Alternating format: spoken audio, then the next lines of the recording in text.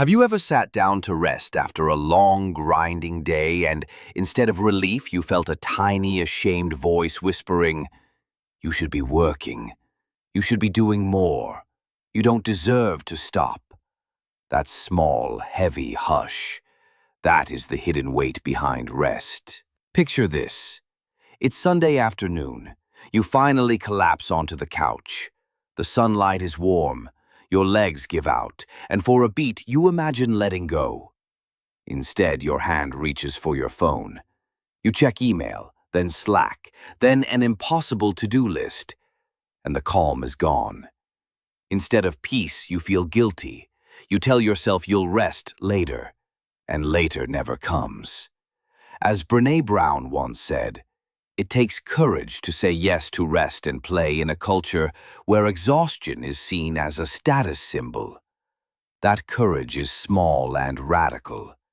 It is the act of saying you are not a machine. You are a person with finite fuel. This story is about that shame and how to move past it. You'll hear science with numbers, rare insights, memorable metaphors, real stories from people you know, micro practices you can use in the next 10 minutes, and a sharp emotional spike to wake you up. If you watch to the finish, you will leave with permission to rest, and with tools to prove it. First, the science. We think rest is idle. Biology says rest is work. Neuroscience, sleep research, and epidemiology all converge on the same point. Rest rebuilds the systems that make thinking, feeling, and choosing possible. The default mode network, or DMN, is a collection of brain regions that becomes active when you are not focused on the outside world. For years, scientists called it the idle network, a mistake. The DMN integrates memories, simulates futures, fosters creativity, and performs social thinking. MRI studies show the DMN consumes a large share of the brain's energy budget when it is active. In plain terms, resting is not switching off. It is the brain knitting fragments together so ideas appear later as clarity. Relatedly, episodic replay is a process where the hippocampus replays recent experiences during brief rests. Experiments in human and animal models show replay prioritizes weaker or incomplete memories, giving them another chance to consolidate. That's why sometimes you return from a short pause and suddenly recall the detail you were missing. Sleep also runs the brain's cleanup crew, the glymphatic system. During deep non-REM sleep, cerebrospinal fluid flows through brain tissue and removes metabolic waste like beta-amyloid. If you regularly shortchange deep sleep, waste accumulates. Over years, this is associated with cognitive decline. Rest is literally toxic waste management for your brain. The immune system listens to sleep too. Studies have shown even modest chronic sleep restriction can shift immune cell production toward a more inflammatory profile. One human study found that losing around 90 to 120 minutes of sleep nightly for several weeks changed gene expression in immune cells. That is, sleep loss can reprogram how your body defends itself. Let's ground this in numbers you can use to argue with your guilt. A controlled experiment in students reported that missing a single night of sleep reduced task performance by about 50% on some coding and reasoning tasks. Epidemiologists estimate that working very long hours, defined as 55 hours or more per week, contributed to roughly 745,000 deaths from heart disease and stroke in a single year globally. Surveys also show roughly 65 to 70% of adults admit to feeling guilt when they take rest or vacation. Those are not soft feelings. They are a cultural epidemic with biological costs. If you need a metaphor, here are three that stick. Your brain is a smartphone. You would not expect an iPhone to run at 1% battery all day. You'd plug it in. Your muscles are another metaphor. Muscles grow when you rest after the workout, not during the lift. And music. The pause between notes gives the melody shape. Without rests, a song is noise. If you can hold one of those images, you'll find it easier to defend your rest to others and to yourself. Real people have stories that make the science feel like permission. Ariana Huffington, after collapsing from exhaustion and breaking her cheekbone, transformed her life and her message. In The Sleep Revolution, she argues that sleep and rest are not indulgence, but infrastructure for a functional life. She went from treating rest as optional to making it central to her mission. Bill Gates has his Think Weeks. He isolates, reads, and lets his mind wander. He once wrote about the value of stepping back from everyday operations and letting big ideas surface. That kind of structured rest produced real outcomes across decades of innovation. Simone Biles stopped competing at the 2021 Olympics to protect her mental health.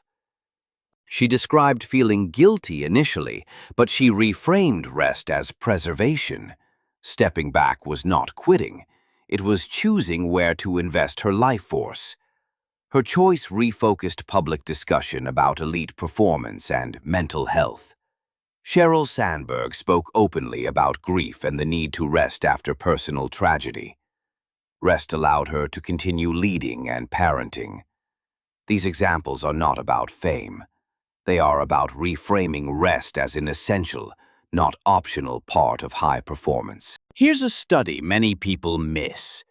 Research on wakeful rest shows that just brief periods of quiet, eyes-closed rest after learning materially improve retention, compared with filling that time with low-level tasks like checking email. That suggests the default response, sneaking a phone and flicking through notifications, is actively undoing the benefit of the break. Now, practical tools, small, immediate, and defensible.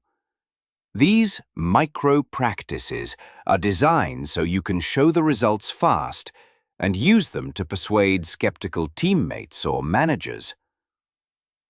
Micro-practice 1. The 20-20-20 micro-reset. Every 20 minutes, look at something about 20 feet away for 20 seconds. It relaxes eye muscles and gives your brain a small change of context. If you work on screens, set a gentle chime. This little reset reduces strain and subtly interrupts the habit loop. Micro-practice 2. The mini incubation. After a focused 30 to 90-minute block, step away for 10 minutes with no screens. Walk, stare out a window, make tea, or doodle. When you come back, write the first 3 ideas that surface. Many creative breakthroughs happen during the incubation period because your DMN and hippocampus have recombined fragments behind the scenes. Micro-practice 3. The white space hour. Once a week, block 60 minutes where you schedule absolutely nothing. No chores, no screens, no goals. Just space. Most people report it becomes their most creative hour of the week. Now the part no one likes to admit. Burnout is legitimate harm. Over long periods, chronic stress and lack of rest increase risk for depression, anxiety, cardiovascular disease, and cognitive decline. The World Health Organization explicitly links long working hours with a measurable toll on mortality. Burnout does not mean you are weak. It means systems failed you. It means your nervous system has been pushed past its capacity. A little humor, because we need some lightness. If scrolling social media in bed counted as rest, we'd all be Olympic champions by now. Spoiler, it doesn't. In fact, mindless scrolling often heightens the guilt. True rest is an active choice, not a default setting. So how do you differentiate procrastination from rest? Check the result. After a real rest, you feel lighter, clearer, and capable. After procrastination, you feel heavier, guiltier, and your to-do list climbs like a vine. Rest is a deliberate pause. Procrastination is avoidance disguised in nice pajamas. Permission is rarely given. It must be practiced and shared. Tell someone, I'm trying a new cadence of breaks this week. Make it social. When teams see leaders protecting time, norms can shift surprisingly fast. One manager modeling a 15-minute walk after lunch can change an entire department's culture within 2 months. Here is an idea you can try with others. Call a 90-minute deep stare block. Some teams found that simply naming the rest made it easier to adopt. Naming the practice turns permission into a ritual. Rituals spread. A less-known case, a mid-sized design firm ran an experiment where teams adopted a 90-15 rhythm for 4 weeks. They measured output quality, error rates, and reported stress. Results: error rates dropped by about 23%, and reported mental exhaustion decreased significantly, while project throughput remained unchanged. In short, working less harshly can produce the same quantity with better quality. If you lead, here are 3 practical things to try this month. 1 white space hour on Friday. 2. Require a 10-minute screen-free buffer between meetings. 3. Model logging off by 6 p.m. on 1 day a week. Track the effect for 4 weeks and use the data to argue for policy. Managers respond to evidence. Give them evidence. You might object, I can't rest, the job won't let me. Many roles are intense. If you are in healthcare or emergency services, a pragmatic approach matters. Micro rests and social permission still help. Field studies in nursing teams show short positive interactions and micro breaks reduce errors and exhaustion. It's a safety tool, not a luxury. Let me tell you a small, human story. A junior engineer in the fast-paced startup began blocking 15 minutes every 2 hours to step outside and breathe. She told her manager she felt guilty for slowing down until the day she spotted a bug in production that would have cost the company thousands. The bug was caught because her mind was less fogged. The manager then asked the whole team to try the micro break for a month.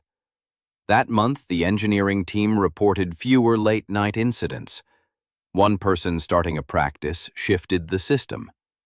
There is an ethical angle, too. Employers who normalize chronic overtime are exploiting human biology.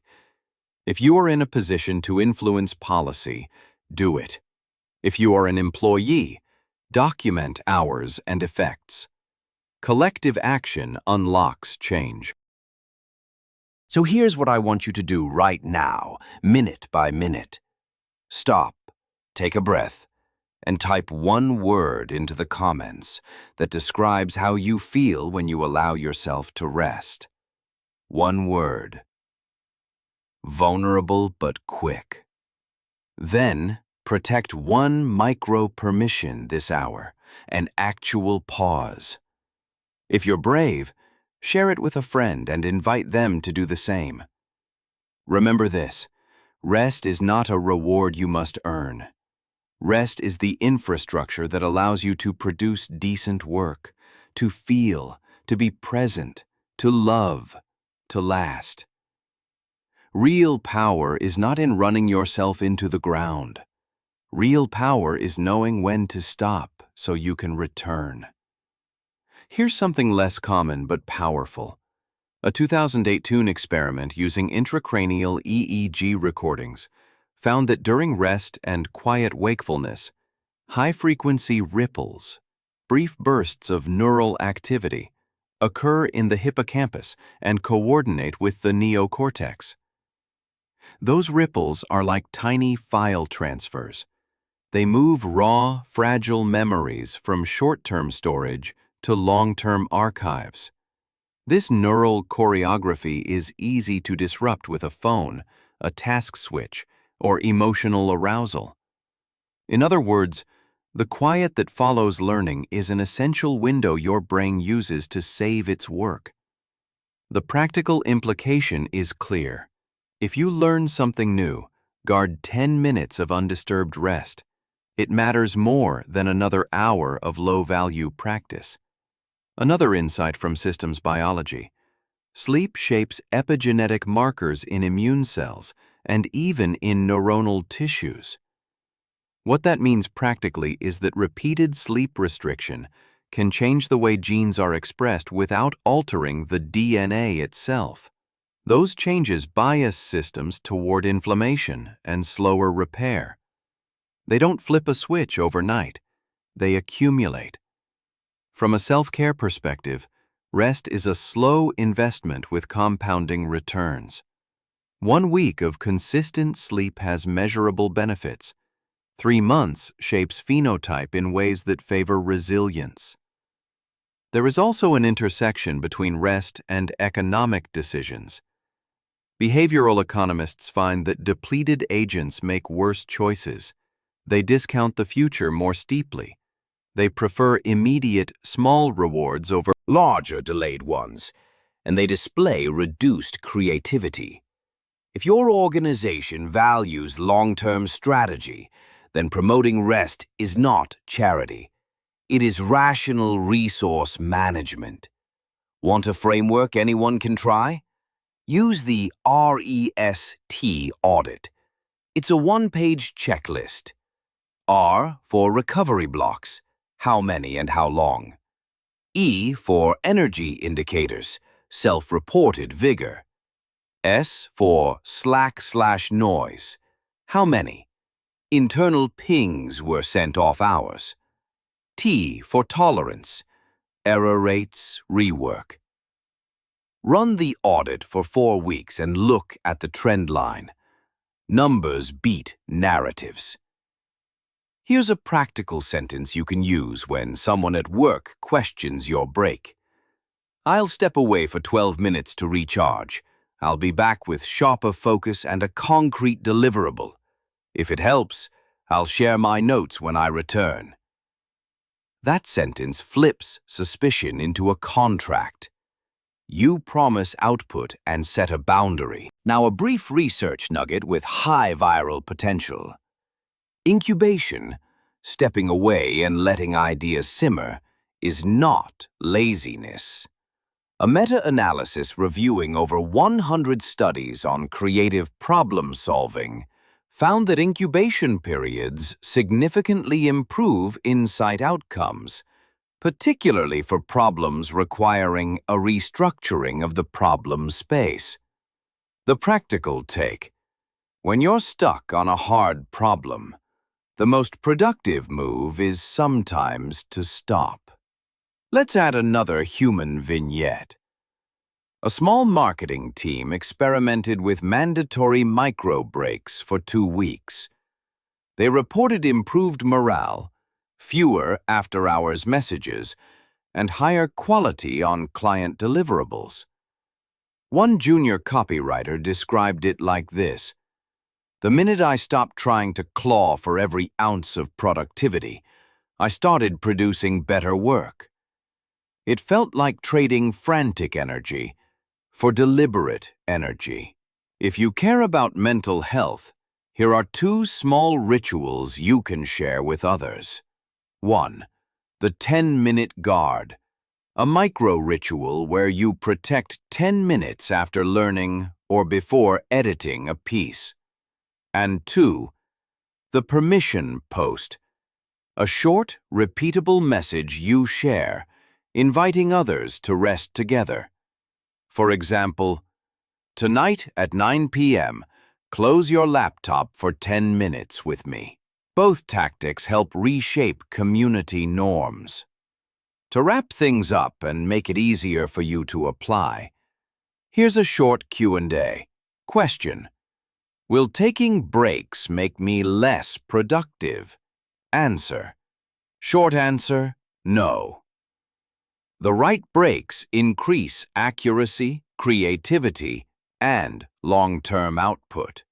If you can only take one change from this video, let it be protecting undisturbed rest after learning. Question: what if I feel guilty? Answer. Try a 2-week experiment. Track the effect on to-do completion and mood. Most people find guilt fades when they see results. Question: how do I convince my boss? Answer. Bring data. Run a REST audit for 2 weeks and show the effect on errors and rework. And to help in those moments when guilt returns, here's a closing mantra you can use. I am not a battery to be depleted. I am a system to be maintained. Say it quietly. Say it when your mouth tastes like coffee and your phone buzzes. Repeat it until the cultural script loosens. Before you leave, here's one last practical step. Start tiny. You don't have to overhaul your life overnight. Pick one micro-permission, a 10-minute undisturbed rest after learning, a 15-minute walk midday, or a weekly white space hour, and commit to it for 2 weeks. Track how you feel and what you produce. Share that data with one colleague or friend. Habits spread when they are visible. And if this message resonates, pass it on to someone who might need the same reminder. Rest spreads when we share it. Remember this above all. Rest is not the enemy of ambition. Rest is the ally of longevity. Thank you for listening. Go on, take that pause, and come back to your work with more clarity, care, and sustained creativity. See you in the next episode.